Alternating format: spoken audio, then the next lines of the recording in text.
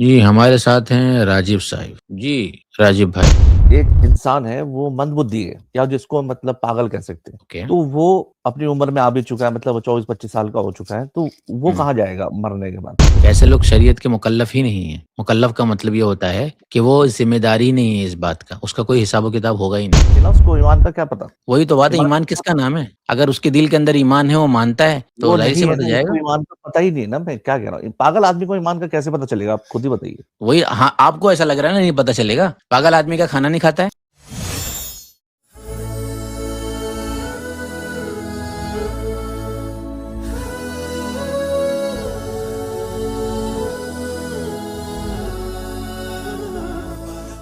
जी, हमारे साथ हैं राजीव साहिब। जी, राजीव भाई। जी, बहुत अच्छे पिछली से बार मेरी तो आया आवाज़ आ था। रही है? जी, जी, जी। आ रही है। जी, मेरा एक एक प्रश्न था कि प्रश्न है, मतलब मैं ये समझना चाह रहा था कि जैसे इस्लाम में कहते हैं कि टेस्ट हो रहा है सबका, और जो टेस्ट में पास फेल होगा, जो टेस्ट मतलब इन द सेंस, अगर आप इस्लाम की बुनियादी बातों को मानते हैं तो आप पास हो जाएँगे, अगर वो नहीं मानते तो फेल हो जाएँगे, जन्नत से बाहर हो जाएँगे। सही कहा मैंने? तो नहीं, जैसे एक इस्लाम की बुनियादी बात होगा नहीं, कांसेप्ट तो आपका भी यही है ना, आप सनातनी हो ना? जी, जी, मैं सना जी, आपके लिए अगर उसको स्वर्ग चाहिए, तो मोक्ष चाहिए, तो कब मिलेगा उसको मोक्ष?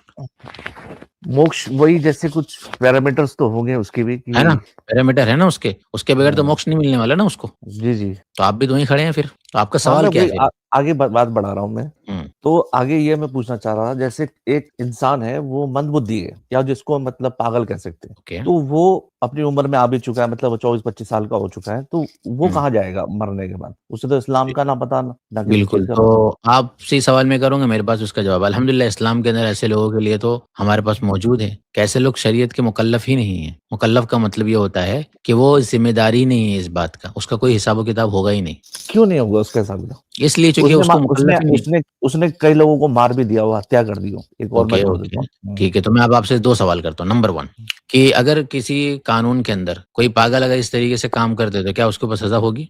कानून के हिसाब से जो धाराएँ लागू होंगी वो उस पे हो जाएगी। मैं तो इस्लाम के बस हिसाब से पूछ रहा हूँ। ओके, पूछ रहा हूँ मैं। इस्लाम के हिसाब से पूछ रहा हूँ मैं पागल आपसे। यानी पागल के साथ एक जो इंसान सही सलामत उस तरीके से ट्रीटमेंट किया जाएगा? मैं इस्लाम के बारे में पूछ रहा हूँ, मैं आप सही हाँ, मैं इंसान वही को आपसे पहले पूछ तो लूँ कि भाई अगर कोई पागल शख्स या सही सही सलामत इंसान शख्स। की तो अलग धाराएँ होंगी, उसकी अलग धाराएँ होंगी। ठीक है, दोनों की अलग होगी, दोनों को सेम तो ट्रीट हाँ। नहीं किया जाएगा, फ़र्क किया जी, जी, जाएगा। जी। तो यहीं से साबित हो गया कि फ़र्क किया जाएगा। ये बात तो ठीक साबित है। हो गई नंबर 1। नंबर 2 पर क्या ये शख्स मोक्ष पा सकता है, पागल शख्स? नहीं, आप पहले इस्लाम की बात कर लेते ना, फिर ये बता दिया मिक्स ना हो रहा है, मैंने। मिक्स अप हो रहा है ना। तो आप कह रहे हैं मतलब ये बिना बिना टेस्ट करे ये जन्नत चला जाएगा, ये कह रहे हैं ना आप? नहीं मेरे प्यारे भाई, जितने का हुँ, मुकल्लफ़ होगा वो। मुकल्लफ़ का मुकल्लफ मतलब कैसे? समझते हैं आप? 2 चीज़ हो गई। नंबर 1 एक होती है शरीयत, शरीयत समझते हैं? शरीयत का मतलब ये हो गया कि शरीयत के अंदर जैसे कि नमाज़ पढ़ना है, रोज़ा रखना है, ज़कात देना है, इन अमल का उसके ऊपर हिसाब-किताब नहीं होगा। इसके ठीक है। अलावा के जो अमल हैं, वो ज़ाहिर-सी बात है, अगर किसी इंसान से सुदूर हो रहे हैं उसका, तो उसके हिसाब से उसके ऊपर होंगी। 2 चीज़ें, एक है मामलात और एक है इबादत। हमारे वहाँ 2 सेक्शन होते हैं। एक को कहा जाता है इबादत। इबादत का मतलब हो गया जैसे कि हम नमाज़ पढ़ते हैं, हम रोज़ा रखते हैं, हम ज़कात देते हैं, हम हज करते हैं। इसके लिए हम अगर कैपेबल हैं, तो हमें ये करना है। कैपेबल नहीं मतलब हम अगर उस एज के नहीं है मतलब नाबालिग या बच्चे हैं, ओके? या हम पागल हैं, तो ये अब इसके ऊपर अप्लाई नहीं होगा, अब इसके लिए होगा भई अब ये ना करे तो भी कोई मसला नहीं है। ये हो गया इबादत का सेक्शन। दूसरा है मामलात का सेक्शन। मामलात का मतलब ये होता है कि जो हम दूसरे इंसानों के साथ करते हैं, उसको हुकूकुल इबाद कहते हैं कि दूसरे इंसानों के साथ आप किस तरीके से कर रहे हैं, उसका बिल्कुल आपको हिसाब देना पड़ेगा। जब तक कि उस इंसान के साथ आपकी क्लियरिटी ना हो जाए। उसको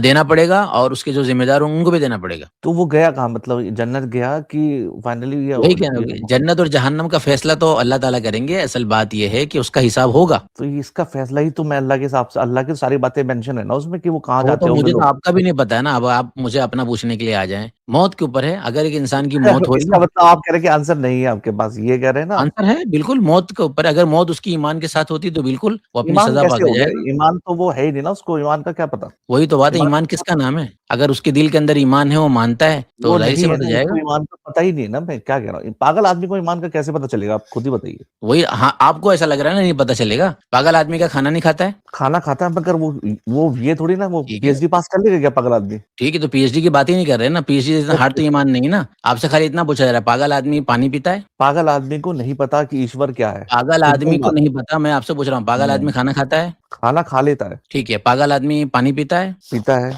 तो उसी पागल आदमी उसी अपने सेंस के साथ जितना भी गॉड को पहचानेगा, वो गॉड क्यों पता है, वो उसके उसे एतबार से नहीं फैसला नहीं करेगा। पहचान पाया ना वो नहीं, पागल आदमी को एक नहीं पता होता। देखिए मेरे एक हिसाब मिनट से तो भाई, नहीं आप ठीक है, अगर मेरे इससे भाई मेरे पहले भी भाई एक मिनट, इससे पहले भी इनसे बहस हुई, तो मैं वही कह रहा हूँ आपसे कि पागल आदमी को बिल्कुल नहीं पता होता, कुछ भी नहीं पता होता। इससे पहले भी नहीं आपसे पता बहस होता। कर चुका हूँ, आप आ चुके थे, लेकिन आप फिर भाग गए थे यहाँ से।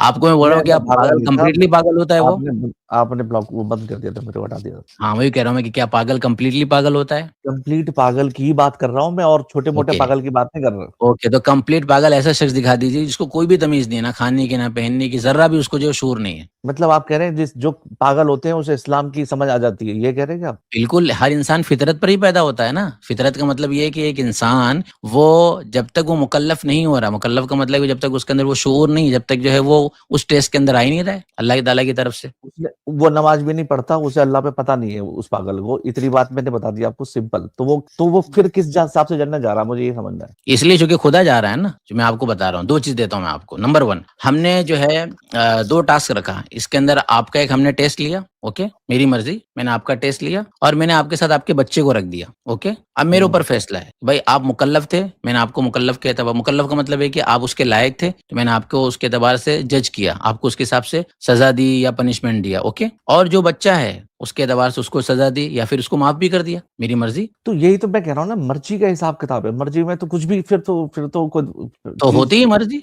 हाँ ये तो रूल्स ही ये है, आप रूल्स मुझे ही बोल है। दो कि मर्जी, अल्लाह की मर्जी कर देते हैं तो खेल खत्म हो जाता है ना यहाँ पे। नहीं, अल्लाह तबारक व तआला का इख्तियार ही है। ये तो आप भी कह रहे हैं, जैसे मैं आपसे अगर पूछता हूँ मिसाल के ज़रिए कि आप भगवान को मानते हैं ना? मैं तो मानता हूँ, ठीक है, ओके। कानून को मानते हैं? कानून को भी मानता हूँ। ओके। अगर कानून ने जो है किसी शख्स जो है किसी क्राइम को जो है वो निर्दोष अगर साबित कर दिया, तो फिर आप क्या करेंगे? किसी शख्स को निर्दोष साबित कर दिया, हाँ, मतलब निर्दोष कर दिया, मतलब कानून के अंदर, अदालत के अंदर कोई मुजरिम था, लेकिन मुजरिम को जो है वकील के दलाइल की वजह से उस जज को ये फैसला करना पड़ा कि निर्दोष, हालाँकि वो निर्दोष नहीं है। तो मैं कुछ नहीं कर सकता, मैं क्या करूँगा? नहीं, कुछ नहीं कर सकते, इसका जवाब दीजिए अब, ये सही हुआ आगे कि की गलत हुआ? आगे की लड़ाई लड़ेंगे और जितनी लड़ सकते ठीक हैं। है, ये सही किया कि गलत किया वो फैसला, वो बताइए आप? अगर फैसले गलत हो गए हैं किसी बुनियाद पे कि या तो विक्टिम को, जज को ये इख्तियार है कि नहीं इख्तियार है नहीं फैसला नहीं, करने का? जज को फैसला करने का इख्तियार है बेस्ड ऑन द बिल्कुल एविडेंस। इख्तियार है ना? ये जज को बेस्ड ऑन इख्तियार द है ना? एविडेंस पे, ये नहीं कि वो ठीक है, मर्जी नहीं मैं कर वही दिया कह कि रहा मेरी हूँ। मर्जी, मेरी मर्जी मैं तुम वही यहाँ जाओ कह रहा तुम हूँ, यहाँ एविडेंस के जाओ। बेस पर वो इख्तियार है उसको,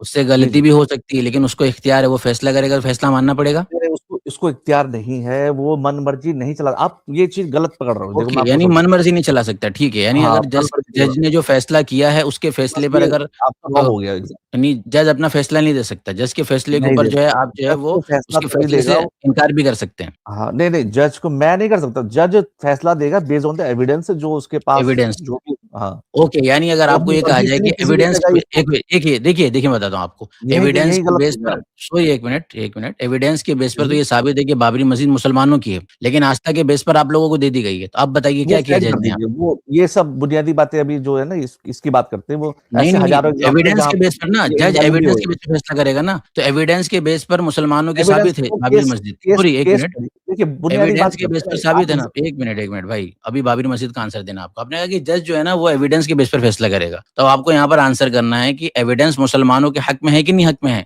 बाबरी मस्जिद के? यार वो आप चेक करो ना, मैंने थोड़ा चेक किया है, मैं नहीं, केस नहीं, टू नहीं भाई, केस तो क्यों मुझे यहाँ ज़बान बंद हो आप गई? किसी केस की बात करेंगे, मेरे को केस के बारे में आपने नॉलेज चेक नहीं है, तो मैं आपने मेरे चेक को नहीं क्या किया? पता। भाई एक मिनट, आपने एविडेंस चेक नहीं किया? एविडेंस केस होंगे ना, एविडेंस चेक होंगे गुरुजी। ठीक है, आप मुझे ये आप बताइए कि बातें एविडेंस गलत के बेस पर साबित कर जाते मुसलमानों हैं। के लिए साबित है कि नहीं साबित है? और जो हिंदुओं को दी गई है, वो आस्था के अब बेस पर दी गई आप कि नहीं मुझे दी गई है? म्यूट करके तो भगा जज ने दोगे अपना अपनी फैसला बात नहीं पर। चलाया? ये यहाँ नहीं बोल पाएगा भाई, ये खत्म। अब एविडेंस हम चेक करें, हम एविडेंस चेक करके बैठे हैं अल्हम्दुलिल्लाह। एविडेंस के बेस पर भी तुमने हमारे मुताबिक फैसला नहीं किया है, अपनी मर्जी चलाई और तुम्हारी आस्था के बेस पर तुमको वो मस्जिद दे दी गई है, तो बंद हो गए यहाँ पर। तुम्हारा यहाँ जज गलत फैसले के ऊपर अपनी मर्जी चला सकता है, हमारा रब अपने सही फैसले पर अपनी मर्जी नहीं चला सकता। बेशक। हाँ, रब अपने सही फैसले पर अपनी मर्जी नहीं चला सकता। फिर आप नहीं चला सकता। इससे ज़्यादा बात ही नहीं कर सकते आप, खाली इतना दीजिए मुझे। क्या आप ये समझते हैं कि एविडेंस के बेस पे जज ने सही फैसला दिया है? अब मैं आपके एक एक क्वेश्चन और मुझे इसका आंसर आप देंगे तो ही बात करूँगा आगे। क्या एविडेंस के बेस पर जज ने सही फैसला दिया बाबरी मस्जिद के मुताल्लिक? अरे सर मैंने कहा केस पढ़ा है, आप मुझसे ठीक है, नहीं पढ़ा तो पढ़ के आइए फिर, ठीक है? भाई केस पढ़ा नहीं है और आपको इसको सवाल लेने के लिए आ गए। इसके बाद जवाब नहीं है ना आपके पास, ठीक है? आपके पास इसका जवाब ही नहीं है, क्योंकि आप जैसे ही बोलेंगे कि हाँ एविडेंस के बेस पर जो है फैसला गलत दिया, तो हमारी बात हो जाएगी। कि एक जज होकर भी एविडेंस के बेस पे फैसला सही नहीं दे रहा है, गलत दे रहा है, तो तुम्हारी दोनों बात गलत हो गई। कोर्ट की जज की मर्जी चली ना, अपनी मर्जी से तुम्हारे हक में फैसला आ गया।